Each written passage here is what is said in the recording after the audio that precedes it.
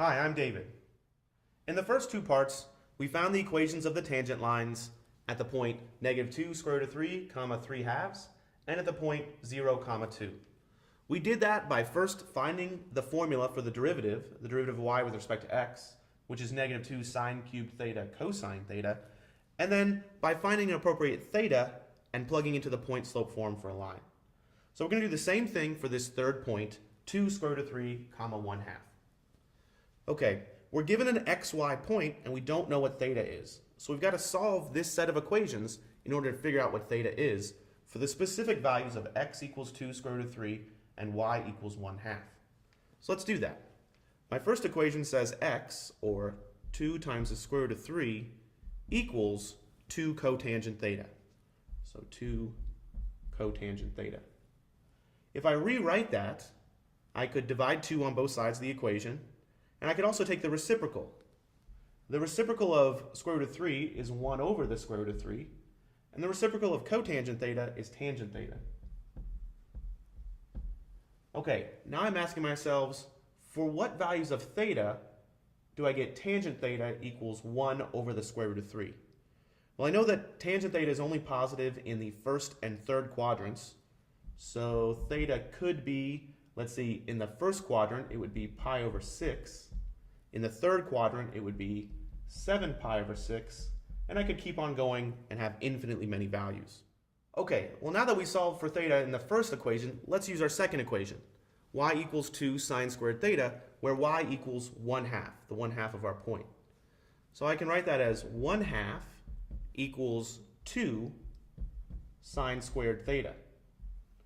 Well, to solve this, for sine theta, I can divide both sides by 2, and I get 1/4 equals sine squared theta.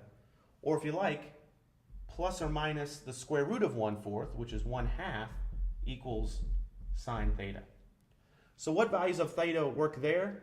Well, sine of theta in the first quadrant, that equals 1 half, is pi over 6. And then I could keep on going into any quadrant I like, because it's plus or minus. So it could be 5 pi over 6, or 7 pi over 6, and so on. There are infinitely many values. But I just need one that works. And in our case, the pi over 6 works just fine. Okay, so let's see what we get when we plug in theta equals pi over 6. I get -2, and again, I'm plugging in pi over 6 into my derivative, the derivative of y with respect to x. Well, sine of pi over 6 is 1 half.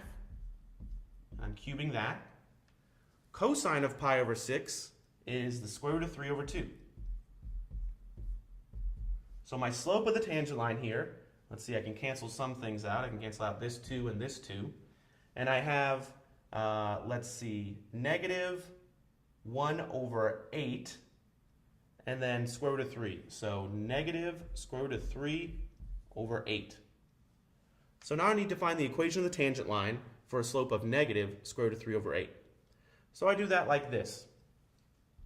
Y minus my y value, 1 half, equals my slope, negative square root of 3 over 8, times x minus my x value, 2 square root of 3. If I can solve this, then I've got the equation of the tangent line.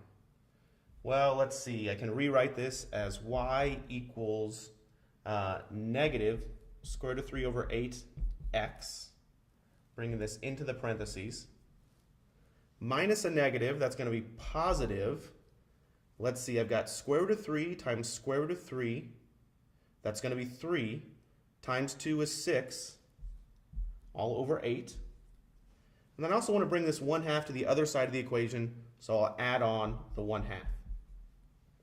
I can make that look a little nicer. I can make that look like y equals negative square root of 3 over 8x plus, well, 6/8 plus 4/8, that's going to be 10/8 or 5/4. And that's the equation of my tangent line for my third point. So in this problem, we first had to find the derivative of y with respect to x, the slope of my tangent line at any given theta. Then we had to use our points x and y to figure out what would an appropriate theta be in order to find the slopes. And then we plugged into the point slope form to figure out the equation of the tangent lines at all 3 points. Thanks for watching.